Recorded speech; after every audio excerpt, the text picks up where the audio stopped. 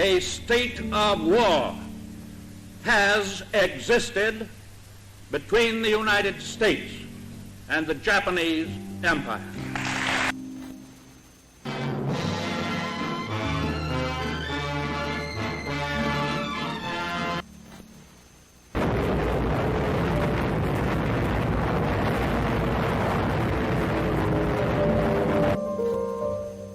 Imagine you just published your first book about uncovering the truth of UFOs.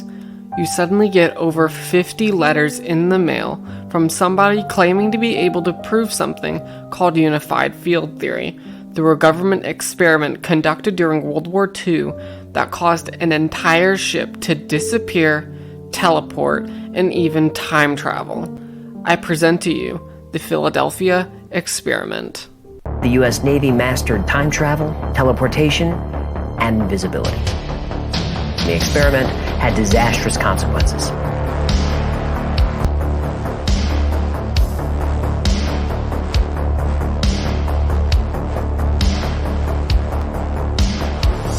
The U.S. Navy created a powerful device that ended up teleporting an entire vessel.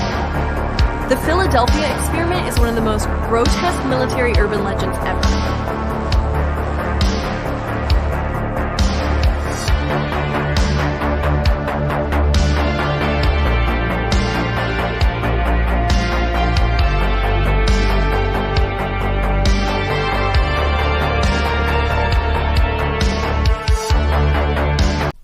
The story you just heard is the story of UFOologist Morris K. Jessup.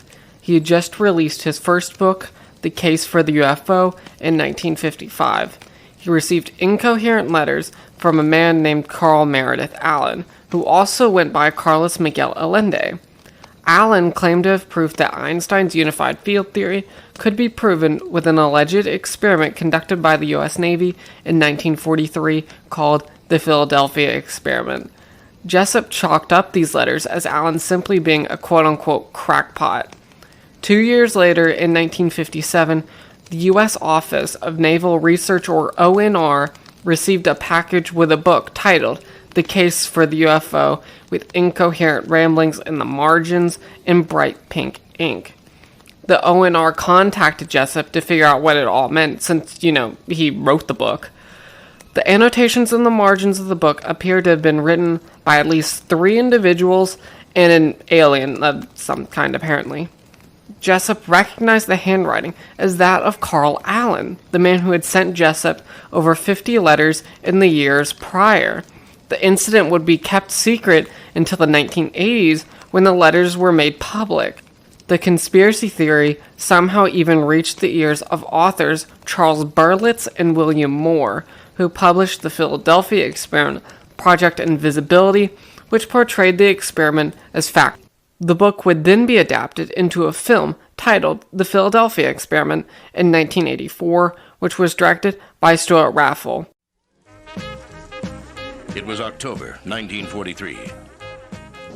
The United States government authorized an experiment that would render its ships undetectable by radar. The experiment took place on a ship in Philadelphia Harbor. Generators activated, sir. For 41 years, the government denied it ever happened. I don't believe this.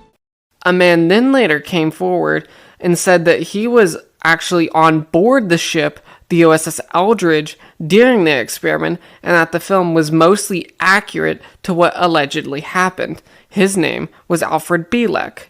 Bielek would popularize the theory at the MUFON, or Mutual UFO Network Conference, in 1990. He would also later go on to talk about it on radio shows, conferences, and of course, the internet. And eventually I started seeing some very strange things on TV. I started asking questions.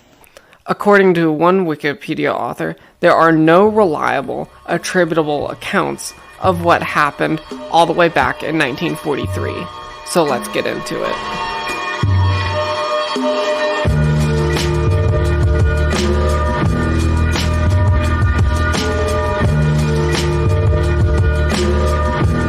Allegedly, the experiment was originally called Project Rainbow and took place in the Philadelphia Naval Shipyard in 1943.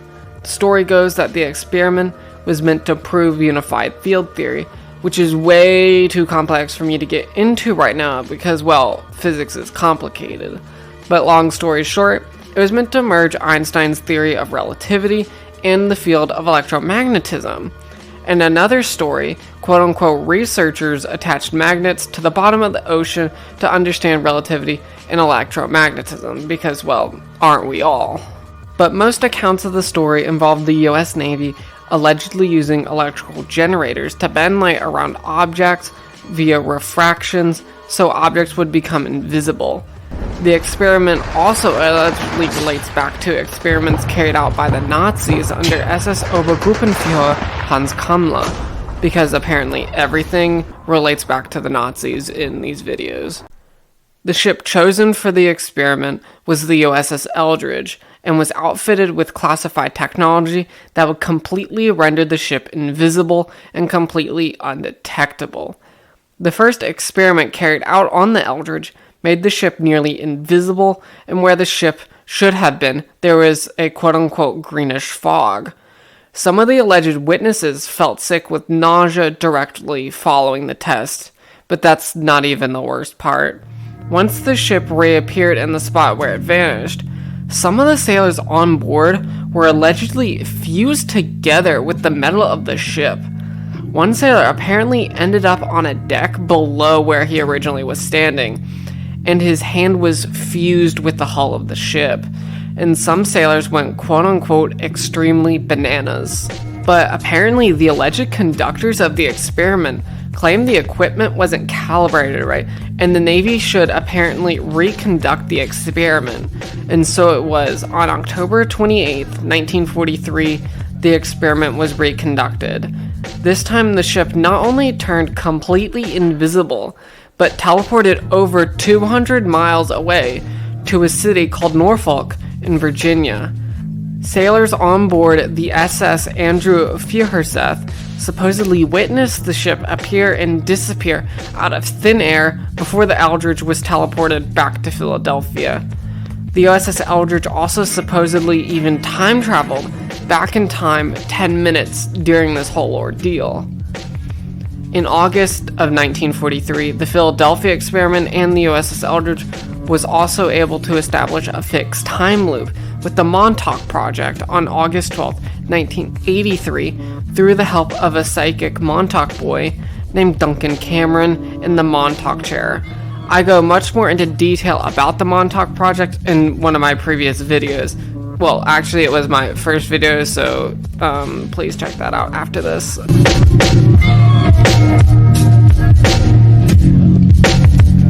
As I said, the theory was popularized when Charles Berlitz and William Moore wrote the book on the Philadelphia experiment that was later turned into a film.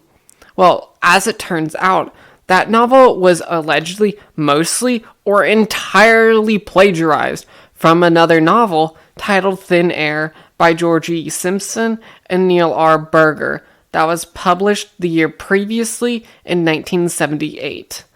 The book by Berlitz and Moore was also criticized for containing testimony from an alleged researcher, including quote-unquote lost research by Albert Einstein on unified field theory that supposedly proved the theory, and also included alleged government cover-ups. In 1994, famed UFO researcher Jacques Vallée, who I talked about in my Montauk Project video, claimed the whole story behind the Philadelphia experiment was a straight-up hoax. Vallée claimed in an essay in 1994 that one reason he believed the Philadelphia experiment lingered in the public consciousness was the fact that the details of the experiment were extremely graphic, which was the key into planting a hoax.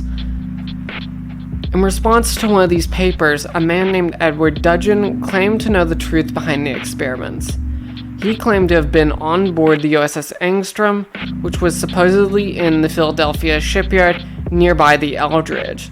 Dudgeon said that both ships, the Engstrom and the Eldridge, were carrying classified technology to make both ships invisible, but not in the way you would think. The technology would make ships invisible to magnetic mines and magnetic torpedoes used by the Germans to sink Allied ships by scrambling a ship's magnetic field. This type of technology was called degaussing technology and was relatively common on Allied ships. This would be done by laying electrical cables alongside a ship, run electricity through them, and the magnetic field would be unrecognizable to German magnetic technology. This degaussing system would therefore render a ship invisible to some extent, but it still would be visible to the naked eye and radar. With all this talk of invisible ships, the whole shebang turned into a giant game of telephone, where eventually these invisible ships were taken literally. As I stated, the US Navy denies all alleged experiments under Project Rainbow and the Philadelphia experiment. This is a quote from the US Naval History and Heritage Command, or NHHC. Quote, "Records in the Archives branch of the Naval History and Heritage Command have been repeatedly searched, but no documents have been located which confirm the event or any interest by the Navy in attempting such an achievement," close quote, in reference to invisibility and teleportation. Furthermore, both the NHHC and myself could not find any official records pertaining to Project Rainbow, the alleged name for the Philadelphia experiment. The only reference we could find was for something called Codename Rainbow. Codename Rainbow was in reference to the plan the US military had for dealing with Italy, Germany, and Japan in the event the US became involved in World War II, which, as we all know, it did. The plan went into effect on December 7th, 1941, when Japan attacked Pearl Harbor, Hawaii. But let's take a direct look at the USS Eldridge and see if anything in this conspiracy theory lines up with the official records. I apologize in advance because there will be a lot of names and dates, but please remember them as best as you can. According to the War Diary of the USS Eldridge in the NHHC, the ship itself was commissioned in August of 1943 in New York, and once being completed, the ship remained in Long Island Sound until September 6, 1943, where it departed for the island of Bermuda for training and sea trials. The ship then left Bermuda on October 15th as part of a naval convoy for New York. The Eldridge stayed in New York until the 1st of November 1943, where it departed New York for Norfolk, Virginia as part of convoy UGS-23 and arrived on the 2nd. On the 3rd of November, the Eldridge departed Norfolk as part of convoy UGS-22 for Casablanca in French Morocco, arriving on November 22nd. On November 29th, the USS Eldridge then returned back to New York Harbor as part of convoy GUS-22, arriving on December 9th, 1943. The USS Eldridge remained in New York until December 31st, when the ship returned back to Norfolk. If you look at any of these locations and dates, you will notice that none of them are in Philadelphia. In all of the official sources I could find, never once was the Eldridge in Philadelphia during 1943, when the experiment allegedly took place. In fact, the Eldridge was in New York and Bermuda when the experiment allegedly did take place. Now, I was also able to find the movement records for the SS Andrew Fierseth, the ship in Norfolk that supposedly spotted the Eldridge when it teleported there. The movement report cards for the Andrew Fierseth shows that it left Norfolk, Virginia on August 16th, 1943 as part of convoy UGS-15 for Casablanca, arriving on September 2nd. The Fierseth left Casablanca on September 19th for Cape Henry in Virginia, arriving on October 4th. The ship then departed for Oran in French Algeria on October 25th with convoy USG-22 and arrived on November 12th, 1943. The Andrew Fierseth remained in the Mediterranean until departing for Hampton Roads, Cape Henry, with convoy GUS-25 on January 17th, 1944. This next piece of evidence is also extremely crucial against the case for the Philadelphia experiment, because in an archived letter by Lieutenant Junior Grade William S. Dodge, U.S. Navy retired, the master of the Furuseth in 1943, he reports that neither he or his crew noticed anything out of the ordinary while in Norfolk. So if a ship teleporting in and out of thin air is completely normal, then I have no idea what normal is. It's also important to note that the SS Andrew Furuseth and the USS Eldridge weren't even in Norfolk at the same time. Now I wish to discuss the main people involved with this theory: Morris Jessup, Carl Allen, and Alfred Bielek. Morris Jessup became obsessed with the letters he received from Carl Allen. It got to the point that Jessup would eventually be dropped by his publisher only after a few other publications, mostly in relation to the letters he received by Allen. Jessup's wife would also eventually file for divorce in 1958, and Morris Jessup developed a deep depression and unfortunately took his own life in Florida the following year in 1959. The tragic death of Morris Jessup would be labeled as a suicide. He was found in a car with a hose running from the exhaust and into a window with the engine running, and he would die from carbon monoxide poisoning. Conspiracy theorists believe his tragic death is suspicious and a cover-up because Jessup knew too much about the Philadelphia experiment.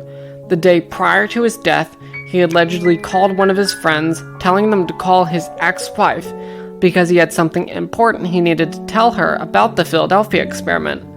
The next day, he was found dead from an apparent suicide.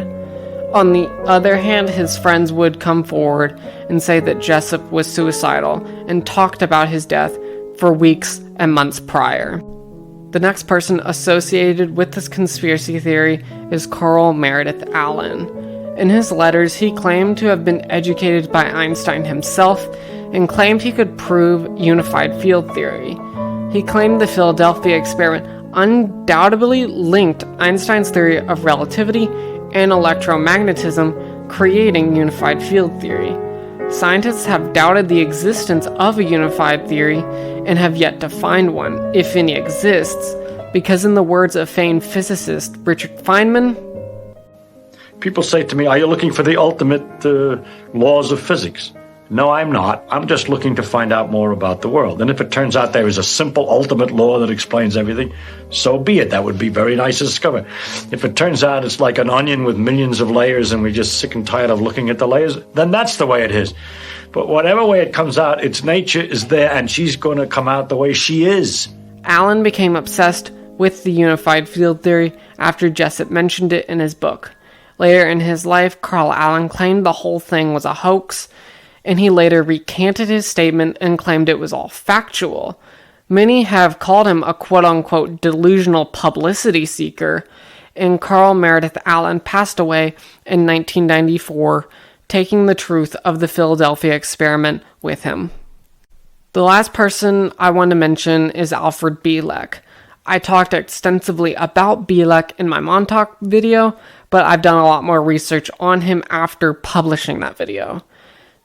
Bielek's story began when he was watching the film The Philadelphia Experiment, and after viewing the film, he claimed he had his memories of the events repressed, and upon watching it, they returned. He claimed to have been on board the USS Eldridge in 1943 and on board during the experiments. He claimed that he was in the body of another man and was with the man's brother. When the ship teleported to Norfolk, he and this man's brother jumped overboard, but instead of hitting the water, they fell through the clouds and passed out. And allegedly, when they woke up, they were in a hospital with their bodies covered in radiation burns. And they apparently woke up in this hospital in the year 2137. He also claimed to have visited the 28th century as well, when he stated the cities were ruled by computers and the entire planet was populated by only 300 million people. He also claimed to have visited Mars and the year 6037, and he says that his real identity is that of Edward Cameron, and he was sent back in time to the late 20s as a 9-month-old baby and raised as Alfred Bielek, and Alfred Bielek would pass away in 2011. I spoke with someone who knew Bielek personally and spoke to him regularly before his death. I will keep his identity anonymous because he values his privacy, which is something I can respect. I would also like to personally thank him for allowing me to interview him, so I asked him a couple questions, and this is that interview. How well did you know Alfred Bielek before he unfortunately passed away? I knew him from roughly 1996 until he passed away. Would you consider him a trustworthy source? Yes. I found the war diary for the USS Eldridge, and throughout it, I never saw that the ship was documented in Philadelphia. What is your response to that? They would not have entered anything into any official ship's log considering the nature of the experiment. It's top secret involving time and space travel in 1943. Come on. I also found the movement records for the SS Andrew Furuseth, the ship that allegedly spotted the Eldridge in Norfolk after teleporting there. The Furuseth and the Eldridge were never in the same place together, and a letter from someone on board the Furuseth states that nothing unusual happened. What is your response? Of course, what did you expect officialdom witnesses would say? Do you mind describing to me what degaussing technology is and how it works, and do you believe in the validity of the Philadelphia experiment? Degaussing coils will run around the ship to act as a demagnetizer. It was normally used to remove magnetism from metals that acquire a magnetic influence. It had something to do with the huge coils they had on board, which were built by Tesla. On the other hand, of all these people I have mentioned, I feel it is important, and in this case necessary, to bring up the known veterans who served on the USS Eldridge during World War II. At reunions after the war, the veterans joke about the whole conspiracy theory and outright deny everything that allegedly happened. In an article from 1999 in the Philadelphia Inquirer by Lacey McCrary, McCrary quotes Ed Wise, who served on the Eldridge, saying that, quote, "I think it was somebody's pipe dream," close quote. Now, do I believe in the validity of this theory? I personally do not believe in this theory at all. The theory breaks all known information about the Eldridge, is inconsistent with the modern understanding of physics, and terms used to describe technology used in the experiments is completely wrong to what it actually is in real life. My personal theory is that somewhere along the lines, these quote-unquote invisible ships that were invisible to magnetic mines and magnetic torpedoes somehow became misinterpreted as ships actually being invisible. Then throw in all the grisly and mysterious details, and you have a pretty interesting story that has continued to dazzle the public in all forms of media, even as recent in July of 2021, when the Disney Plus show Loki featured the ship in episode 5, Journey into Darkness. But if I can leave you with just one thought, the USS Eldridge may have been invisible to Philadelphia because it never was in Philadelphia. This has been yours truly, Alias. Good night.